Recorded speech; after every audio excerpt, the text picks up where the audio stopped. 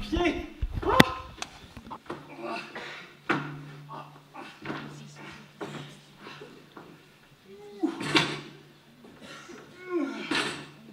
Ah, qu'est-ce que sont mauvaises ces routes de Judée et de Samarie, c'est une horreur.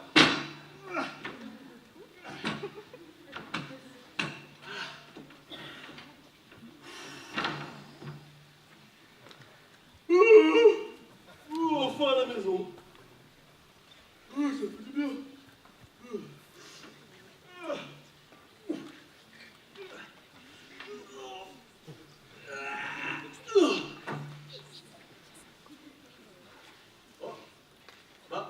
Bah non, on dirait que j'ai une ampoule.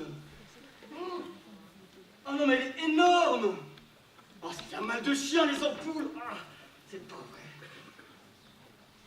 Oh. Allez, à 3, je la perce. 1, 2, 2,5, 3, 4. Ah, c'est débile ce truc, pourquoi s'arrêter à 3? Oh! Ouf! Oh! Oh, ça fait mal! Oh! Oh! Oh! Oh! Oh! Ah!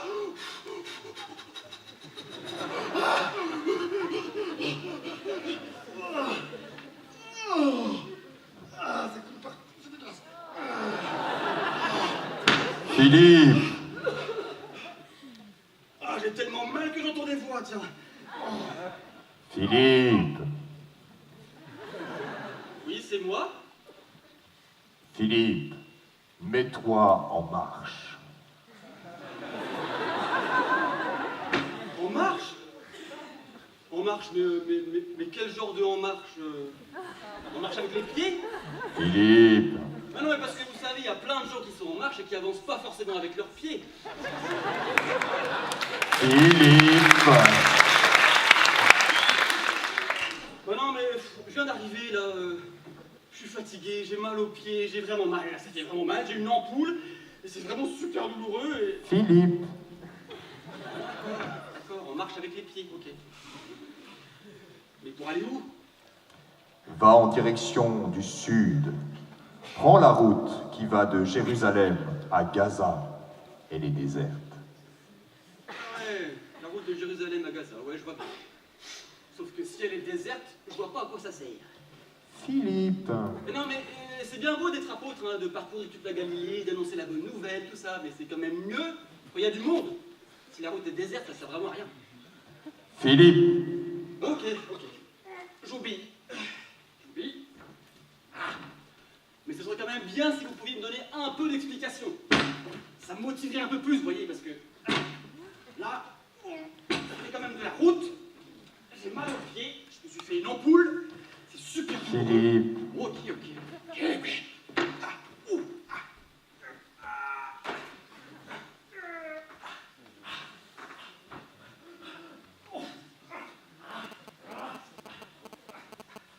Philippe! Avance et rattrape ce char. Quoi? Le char qui vient de passer là? Oui! Non mais va falloir courir. Philippe! Hé, mets-toi là-bas. Bonjour. Bonjour. Il fait chaud, hein? Oui.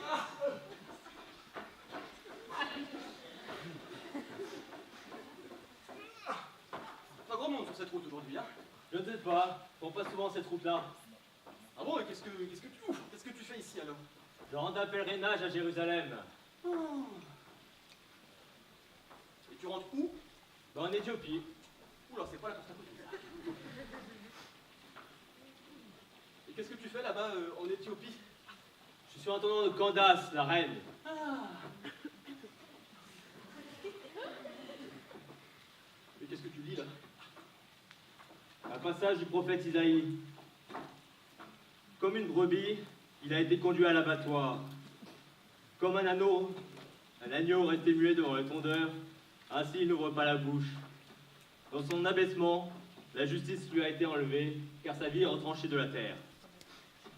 Et tu comprends ce que tu lis? Quand le pourrais-je, si personne ne me guide? Tu pourras m'aider, toi? Ah bah ouais, faut t'aider, ouais. Wow. Allez, monte, assieds-toi à côté. Ah, bah volontiers, parce que là, je me suis fait une ampoule, j'ai super mal au pied. Voilà. Ouf. Ah, tu peux pas savoir. En plus, j'ai dû la crever, ça fait un mal de chien. Et marcher avec ça, tu peux pas te rendre compte, c'est hyper compliqué. Ça fait mal. De qui le prophète parle-t-il? Dit-il cela de lui-même ou de quelqu'un d'autre? Dans ce passage-là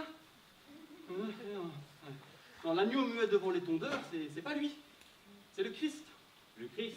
Ouais, Jésus, le Christ, qui est mort et ressuscité, le Messie. Mais comment Isaïe peut-il parler de quelqu'un qu'il n'a pas connu et qui est venu après lui? Ah oui, mais ça c'est le principe des prophètes, tu sais. En fait, il y en a beaucoup dans l'histoire sainte qui ont parlé du Messie, et presque tous ont annoncé le Christ. Et comment ça, presque tous? Ouais, et pas que des prophètes, hein. Ah bon? Et ouais. En fait, il y en a tout un tas de personnages dans l'histoire sainte qui ont parlé du Messie, et on s'est rendu compte que depuis plus de 3000 ans, Dieu nous annonce qu'il va envoyer son Fils, et nous, on s'est rendu compte de rien. C'est dingue, hein. Tu comprends ou... C'est un peu de mal, je crois. Ouais. Eh ben, prends par exemple Noé. Tu vois Noé? Noé, le gars qui a construit l'arche? Ouais, exactement. Eh ben, tu vois, lui...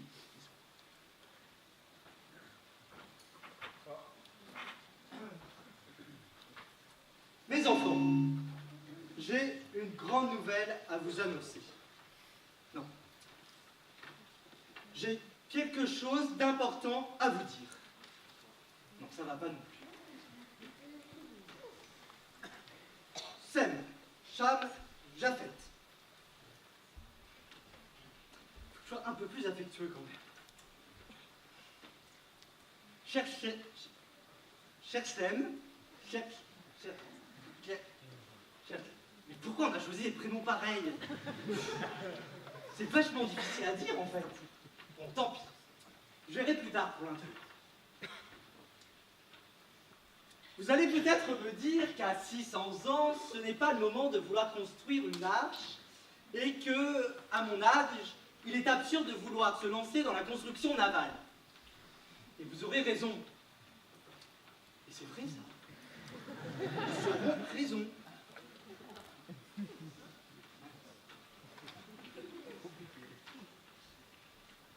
J'ai développé depuis quelques années une passion pour la construction navale. Ça fait foutage de gueule. Ça va. Ah, je sais. Vous ne pensez pas qu'il va pleuvoir? Que le temps est un peu menaçant? Bonjour Popo. Tu nous as convoqués? Tu voulais nous parler? Oui. Qu'est-ce qui se passe? Quelque chose de grave? Il va pleuvoir. Ah, bon, c'est pas grave ça. Mais quand je dis pleuvoir, c'est vraiment pleuvoir, quoi. C'est pas une petite averse, un petit crachin. C'est quoi un crachin? C'est un crachin, c'est une traverse quoi. Bah, je sais, c'est exactement ce qu'il vient de dire. Parce que moi j'ai toujours cru qu'un crachin c'était une pluie qui mouillait bien. Ah ouais, mais alors, ça mouille bien. Mais alors faut rester un peu plus longtemps dessous, quoi. Mais après, à la fin, t'es vraiment mouillé, hein. C'est un peu comme une bruine quoi. Ah non, c'est pas la même chose. Une bruine, elle trempe, mais tu la sens vraiment pas. Ah ouais. Tout le contraire d'une pluie d'orage, quoi. Ah ouais. Ah là par contre, la pluie d'orage, tu la sens passer. Je me demandais, est-ce que quand il y a un orage, il y a forcément des éclairs? Ah, parce que moi ça m'est arrivé d'être bien... Ah ouais, alors, des fois, alors, t'as pas toujours des éclairs. Mais alors, des fois, t'as que la pluie. Mais dans ce cas-là, ça peut l'inonder. Non mais, mes fils, vous n'êtes pas convoqués pour parler de la pluie et du beau temps? Mais c'est toi qui nous as dit qu'il allait pleuvoir. Oui, j'ai dit qu'il va pleuvoir. Mais je n'ai pas dit c'était une ondée, un orage, une averse. C'est le déluge! Ah. Bah c'est quoi un déluge? Dieu a regardé la terre.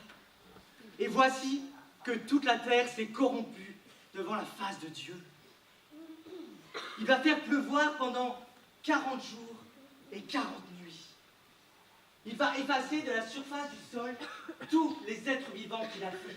Ah, c'est ça un déluge. Mais qu'est-ce qu'on va devenir?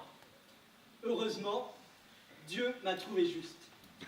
Et il a récompensé ma fidélité.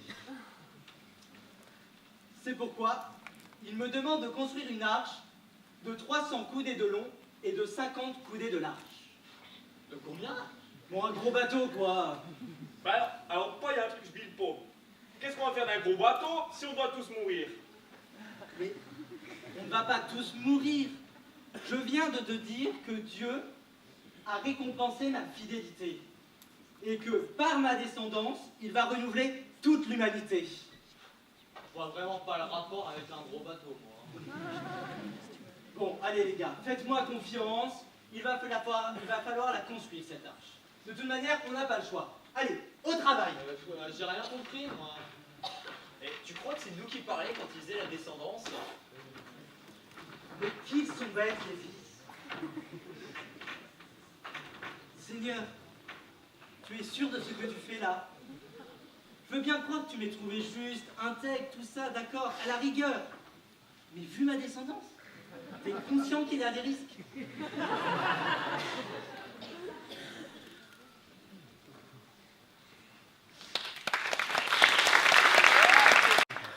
En effet, la question se pose. Ouais. Bon, je te signale que ce sont aussi tes ancêtres. Hein. Ah ouais? Mais heureusement, la bêtise n'est pas héréditaire. Par contre, l'alliance, elle s'est transmise de génération en génération. Ah bon, mais alors, après c'était qui? Et ben après, il y a eu Abraham.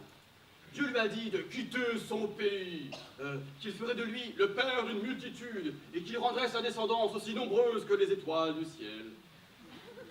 Bon, Abraham avait 90 ans quand enfin Sarah lui a donné un fils, Isaac. Et donc, et sa femme... Je ne cache pas qu'elle n'était pas toute jeune non plus, hein, ça. Bon, avec Isaac, Dieu a renouvelé son alliance. Et Isaac, il a eu 2 fils, Ésaü et Jacob. Mais ils ne s'entendaient pas très bien tous les deux. C'est Jacob qui a eu la bénédiction de son père, alors que c'était Ésaü l'aîné. Enfin, tout ça à cause d'une sorte de lentille, je te passe un peu les détails. En tout cas, un jour, Jacob a eu envie de se réconcilier avec son frère, parce qu'ils ne se parlaient plus trop tous les deux. Et la veille de cette rencontre, il s'est passé quelque chose dans la nuit. On n'a jamais trop su ce que c'était. Une sorte de combat mystérieux, tu vois.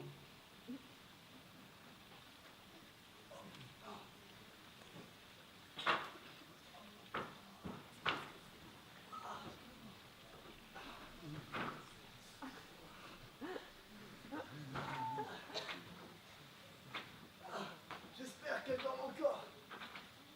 Essayons d'être discrets. Aïe. Oh, il m'a pas loupé, hein. Faut dire que je me suis bien défendu quand même. Ah, il s'attendait pas à avoir un adversaire aussi tenace. Ah. Attends, là, tu rentres? Non, mais t'as peur. Qu'est-ce qui t'a pris de nous laisser comme ça, sans nouvelles, sans nous dire quoi que ce soit? Non, mais nous, on pensait que t'allais nous rejoindre, hein. Tu nous fais la traversée du Yabok et après, plus rien, hein. Mais chut! Vous allez réveiller les enfants! Jacob! Enfin, tu te décides à rentrer? On pensait que t'allais nous laisser toute seule affronter ton frère Ésaü. Dis-le que t'as peur! Écoute, Rachel, si tu veux bien, je t'expliquerai plus tard, mais c'est plus compliqué que ça. Mais vous avez du lait? Jacob, tu boites? Qu'est-ce que t'as? T'es blessé? Oui, je me suis un peu battu pendant la nuit. Tu t'es battu? Mais qu'est-ce qui se passe à la fin? C'est pénible. Je sais pas. Jacob, t'es battu cette nuit? Tu t'es battu?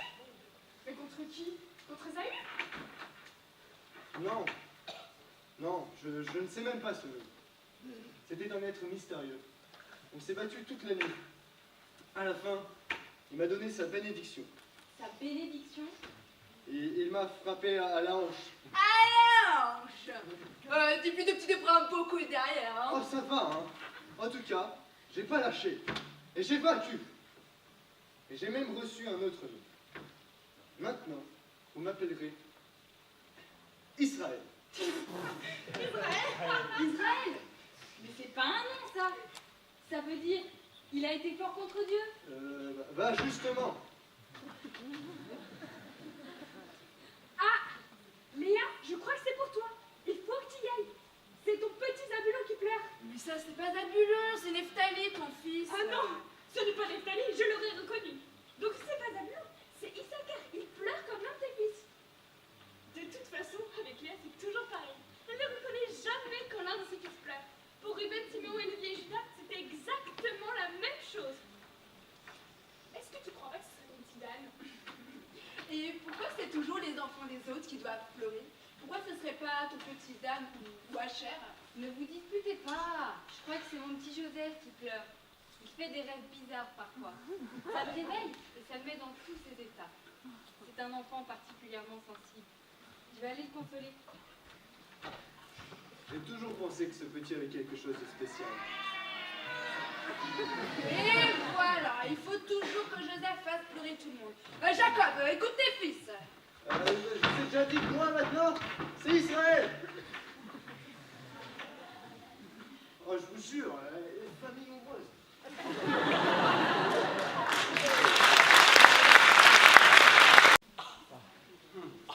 Et après ça, il y a eu le grand, l'immense, le fabuleux Moïse. Ah mais Moïse, celui qui était en Égypte? En fait, il était d'Israël, mais il a été élevé en Égypte en fait. Ah oui, oui, non mais lui je le connais, là, c'est bon. Hein. Ah bon, alors c'est pas la peine qu'on en parle. On passe.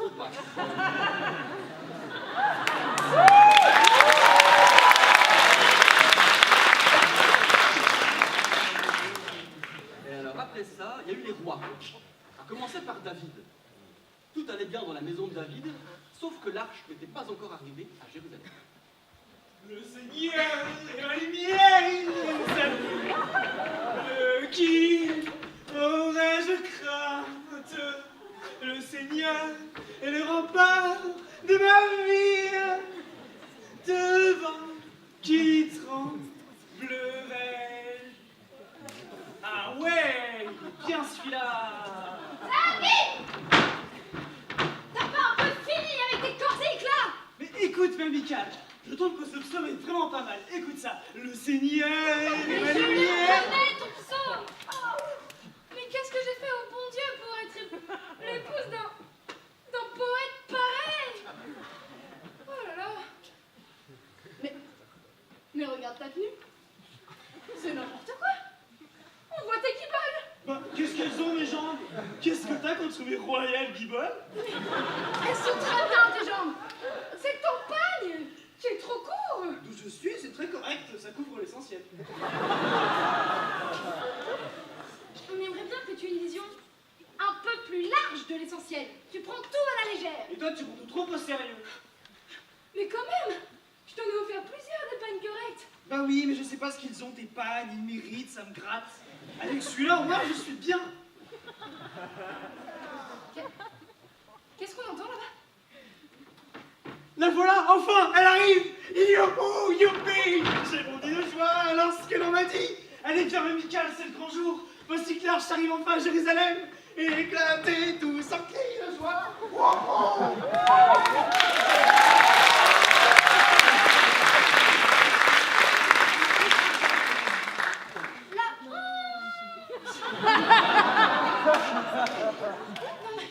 Non mais regardez-le. Oh la honte. David. David, rappelle-toi que t'es roi d'Israël. On se tient bien quand on est roi d'Israël. Mon pantalon quand même. Au moins quand on est en public. Oh là là, il s'humilie devant tout le monde. Et moi avec? Oh la honte d'être l'épouse de ce roi qui n'a aucune tenue. Oh là là là là là là. Mais... Oh, tout le monde va croire que je ne sais pas tricoter. Oh non, mais je lui en ai fait plusieurs, moi, des pagnes, des pantalons. Il ne les met jamais. Oh, et puis regardez comment il danse, c'est n'importe quoi. C'est pas digne d'un roi, ça.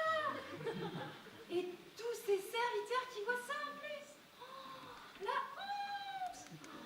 Puis, je passe pour qui, moi, après? Oh là là, la honte.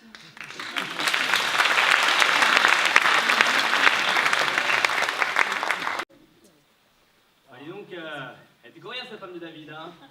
Et méprisante. Ouais, d'ailleurs, à cause de ça, Michal n'a jamais eu d'enfant. Hein. Ah bon? Mais alors David n'a pas eu de descendance? Eh si, mais avec une autre femme, avec Bethsabée. Mais là encore, c'est une histoire un peu compliquée dans laquelle David n'a pas été très réglo. D'ailleurs, heureusement qu'il s'est rendu compte qu'il avait été un peu loin. Et comment? Ah bah ça, c'est le rôle des prophètes. Tu vois, du temps des rois, le Seigneur envoyait toujours des prophètes lorsque le roi faisait des bêtises. qu'ils demandent pardon, qu'ils se convertissent, tout ça. Et du temps du roi David, le prophète s'appelait Nathan. Et il n'a pas toujours eu des choses très agréables à dire à son roi.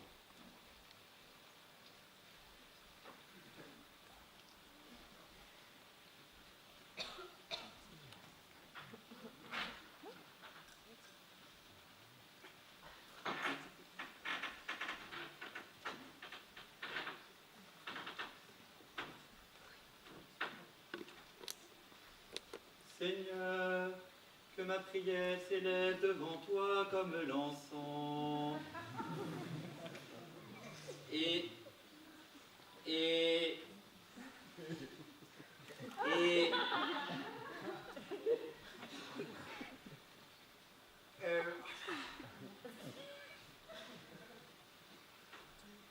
mes mains comme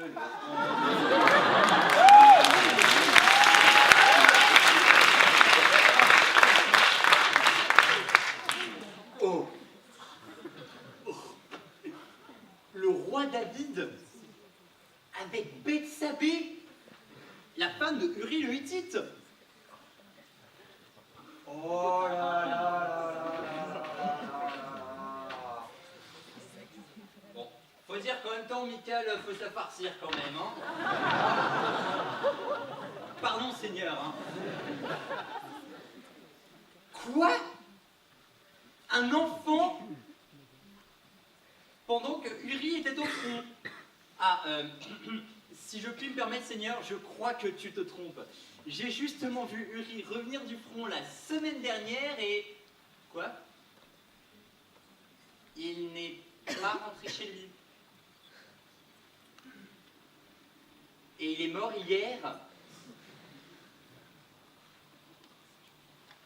Ah non, non, non, non, non, non, non, non, non, non, non, non. J'en parle pas au roi David. Je veux bien être prophète, mais là, c'est trop. Mais comment je vais pouvoir dire ça, moi? Il va être fou de rage. Raconter une histoire. Très bien.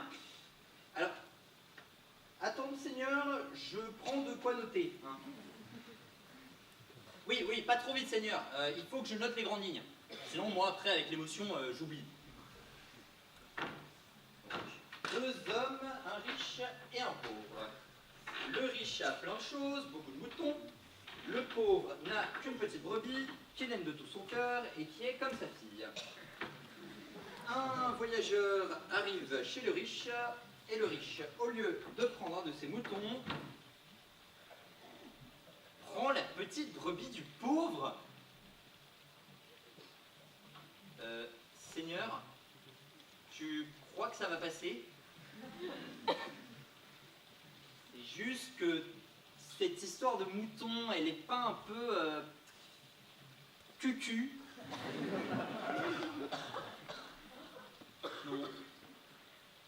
Bon. Ben, très bien, Seigneur. Je te fais confiance. Donc, je vais là-bas et je raconte ça. C'est tout. D'accord. Bon. Par contre, Seigneur, je te préviens, si je me retrouve condamné à je ne sais quel supplice,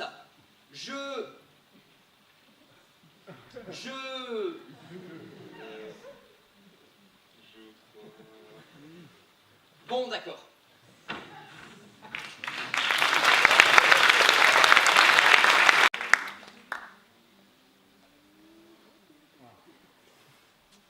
Et après David, il y a eu Salomon. Le fabuleux, l'illustre, le magnifique Salomon. Ah, mais Salomon, je connais bien, je crois, il était connu, on en parle dans toute la région, celui-là. Ah bon? Ah bon, alors on passe alors. Ouais. Alors, après ça...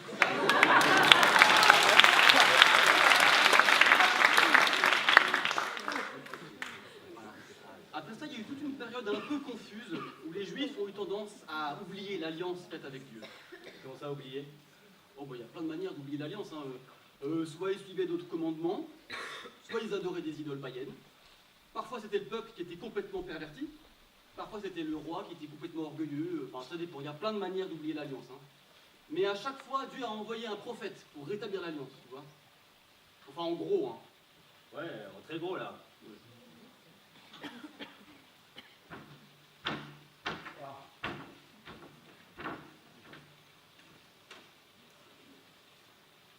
Je suis le roi lambda, un roi d'Israël avec un nom imprononçable, et je suis souvent rempli d'orgueil. Mes passions, c'est me disputer avec mes voisins et me faire assassiner par mes conseillers. Ça aussi, je sais faire. Bon, en gros, hein, en très très gros. Hein. Ah oui, et puis parfois j'installe quelques idoles païennes dans ma maison. Mais ça, c'est à cause de toutes mes fables. Bon, j'aime bien les prendre en dehors d'Israël aussi, c'est vrai.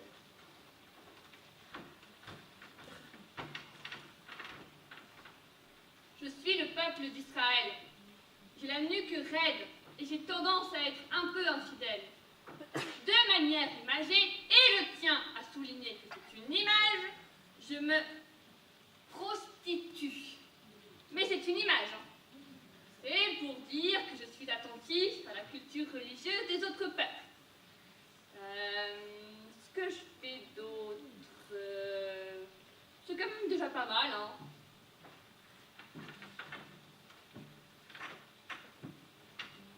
Moi, je suis le prophète. Je parle fort, mais je comprends pas tout ce que je dis. Je viens souvent de nulle part, mais par contre, je sais pas vraiment où est-ce que je vais. Ah, je sais, que j'ai quelque chose à dire de la part de Dieu. Ah, je fais parfois aussi des gestes un peu énigmatiques. Parfois, je casse des cruches. Ou je cache des ceintures dans la muraille du temple. Ou encore, je fais des trous dans ma maison. Ah si, parfois aussi je fais des miracles. Enfin, des miracles. Hein. Tout est relatif. C'est souvent l'Esprit Saint qui s'en occupe. Moi, je sais souvent pour pas grand-chose. Hein. À part ça, et bah écoutez... voilà. Hein. Je peux être un peu parfois récalcitrant. Hein. Mais ça, c'est... Il me demande aussi des choses un peu bizarres. Hein. C'est dur la vie de prophète. Bon, prenons un exemple. Toi, le peuple, tu vas te détourner de Dieu. Et montre-leur. Allez, vas-y, détourne-toi de Dieu, là. Bah, je sais pas comment faire, comme ça, devant tout le monde. Allez, c'est pas difficile, moi je Allez, peux pas allez, je sais. Adorer une idole, tiens. Allez, prenons une idole, par exemple. Bon, il manque une idole.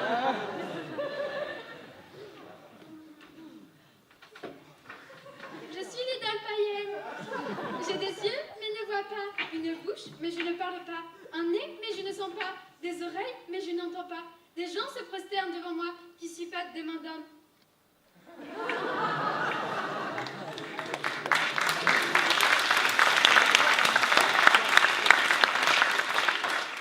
Ah, et ben voilà qui est intéressant.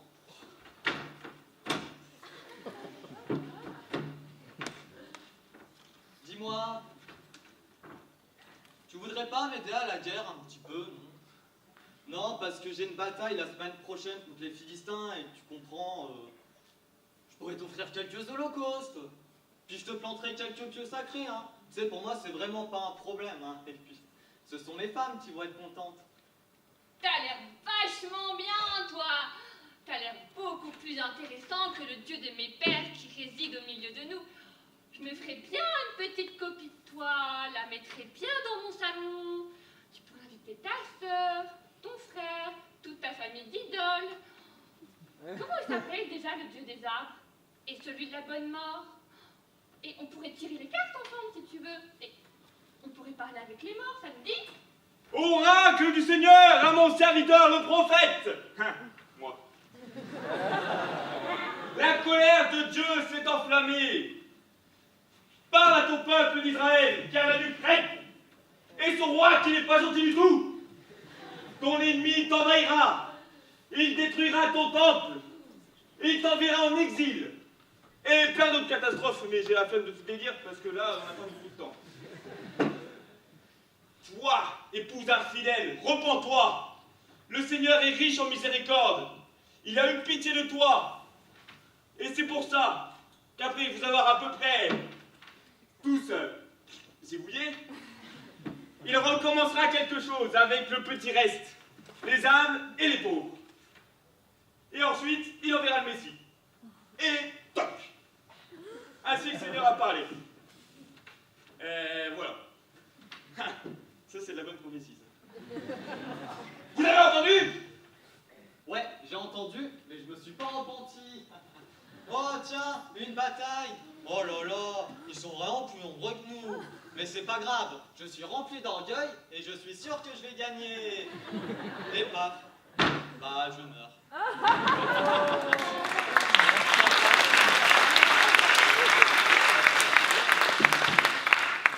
Quant à moi, je me repens, mais après que l'on m'ait bien tapé dessus. Je fais pénitence dans le sac et la cendre. Ah bah voilà, t'as compris? Bon, bah essaie de te tenir un peu, que je sois pas obligé de revenir la semaine prochaine, hein. Bon, bah je m'en vais. Ouais, toi tu dégages, ouais. À la semaine pro.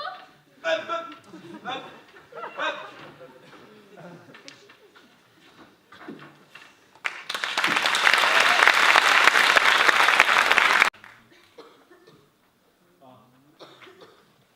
Ah d'accord, je comprends mieux comme ça.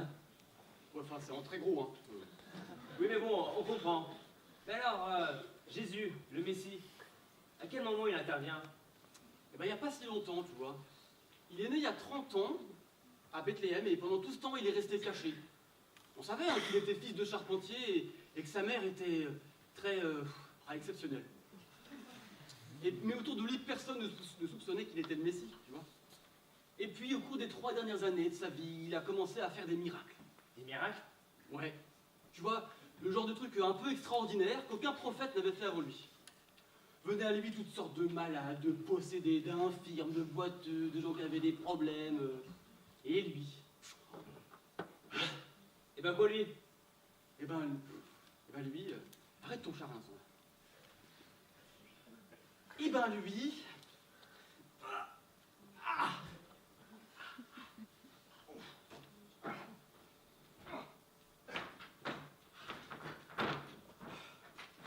Eh ben lui, par exemple, il a guéri des possédés, tu vois. Alors attends, je te fais le possédé. Oui, non. Oui.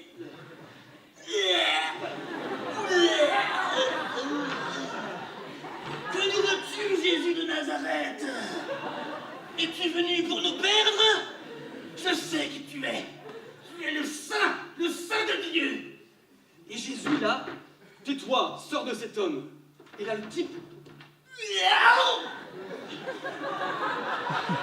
tout calme, tu vois.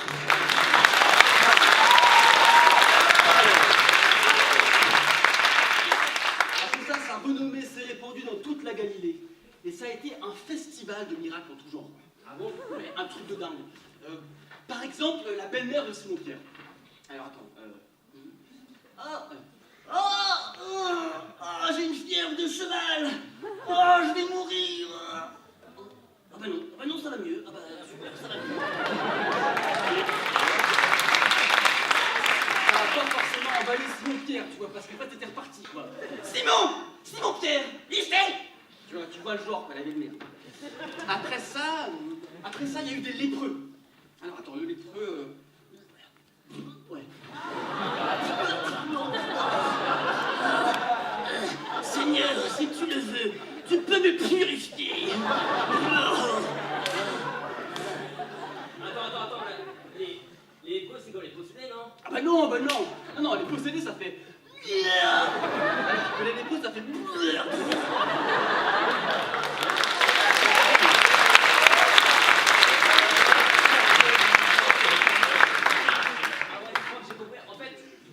Le lépreux, c'est un peu moins articulé, non? Ouais, c'est ça. Allez, Planète. Là, il y a que Dieu la vie. Alors, je l'ai, c'est vous, alors. Ah oui, je l'ai. Ok. Seigneur Jésus, si tu le veux, tu peux me purifier. Et là, Jésus, je le veux, sois purifié. Et là, pareil. Oh, merci. Oh, Seigneur. Oh, merci. Après, il y a eu des aveugles. Alors, attends. Seigneur Jésus, si tu le veux, fils de David, prends pitié de moi. Et là, Jésus, lève-toi, prends ton brancard et marche. Et là, le type, il se lève, il prend son brancard et il marche.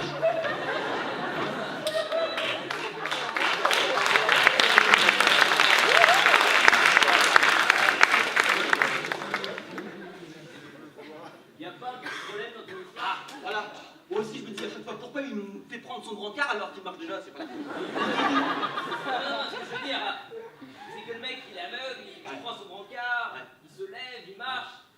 Et au final, il est toujours aveugle, non? Non, mais ça, c'est les miracles, on peut pas tout comprendre.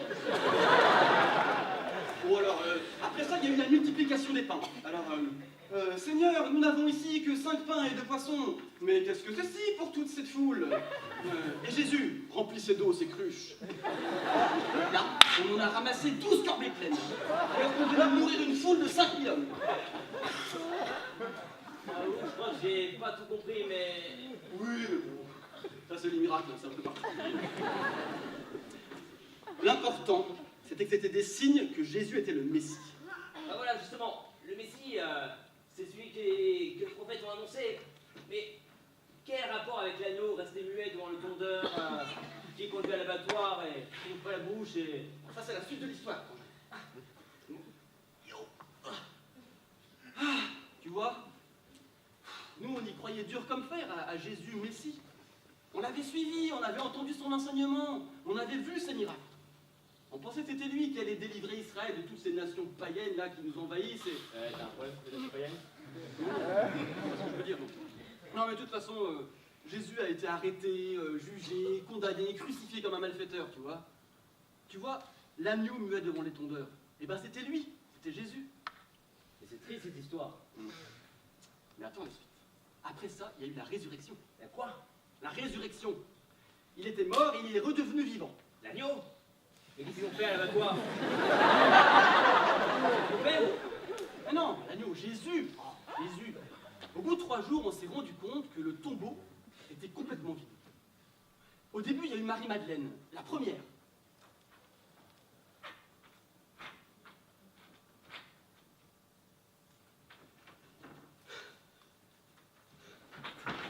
Et du coup, elle est partie dire à Pierre et à Jean. On a enlevé les corps de notre Seigneur et je ne sais pas où on l'a mis.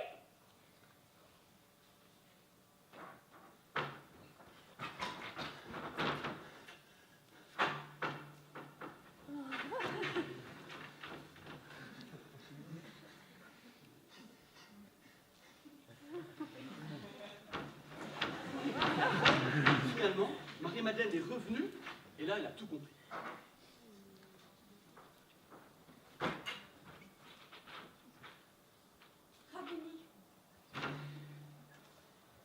Et après ça, il y a eu d'autres disciples. Ils revenaient d'Emmaüs et ils disaient avoir vu Jésus. Notre cœur n'était pas tout brûlant alors qu'il nous parlait sur la route et nous ouvrait les Écritures. Hey, on a une super nouvelle à vous annoncer. Mais oui, on sait, le Christ est vraiment ressuscité. Il est pareil à Simon-Pierre. Après sa résurrection, Jésus est resté 40 jours avec nous. 40 jours formidables, pendant lesquels il est venu nous retrouver plusieurs fois. Parfois, on avait les portes fermées, il rentrait quand même. Et puis, il a continué à nous enseigner. Il a même mangé avec nous. Hein. Il y a du vrai poisson. Il était même prêt à ce qu'on touche ses mains et ses plaies. Et après ça, hop, il est monté au ciel. Et vous laissez tout seul? Eh ben non, parce que 10 jours après, comme il l'avait promis, il nous a envoyé l'Esprit Saint. Qu'est-ce qu'il fait l'Esprit Saint? Il poursuit son œuvre dans le monde et achève toute sanctification.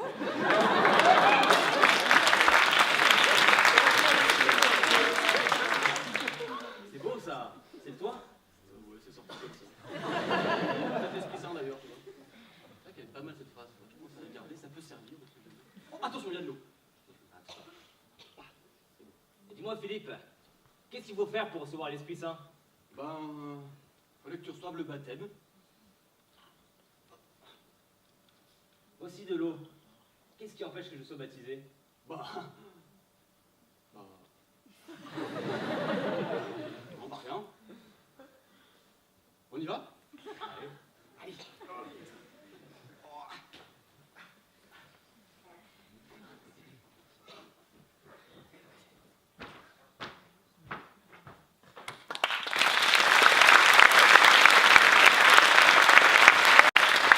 Et ainsi, ils descendirent tous les deux dans l'eau, et Philippe baptisa l'eunuque. Mais lorsqu'ils furent remontés de l'eau, l'Esprit du Seigneur enleva Philippe, et l'eunuque ne le vit plus. Quant à Philippe, il fut transporté par l'esprit jusqu'à Azote, d'où il continua sa route pour Césarée.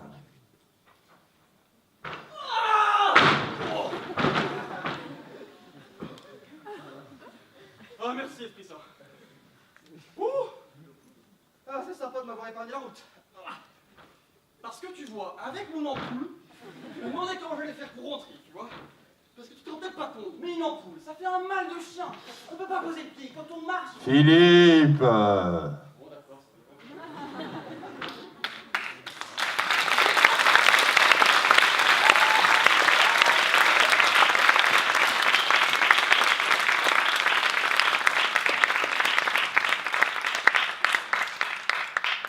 Lumière. Vous applaudissez la troupe du camp Animation.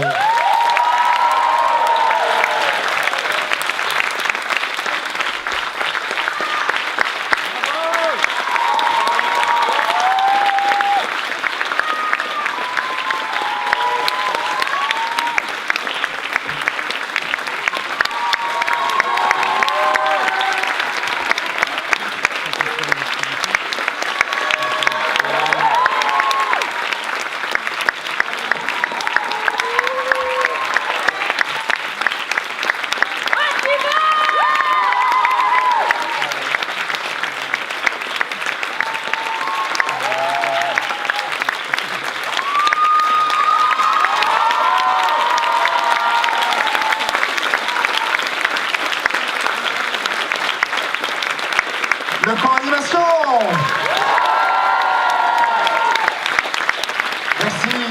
Merci. On va saluer encore une fois. Merci.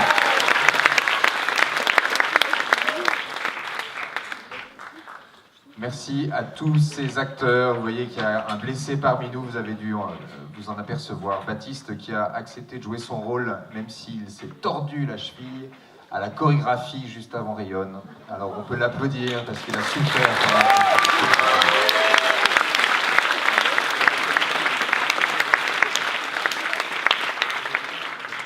Tout de suite on retrouve la prière pour terminer cette journée. Et puis ensuite il y aura, avec le camp Hosanna, et puis ensuite il y aura un petit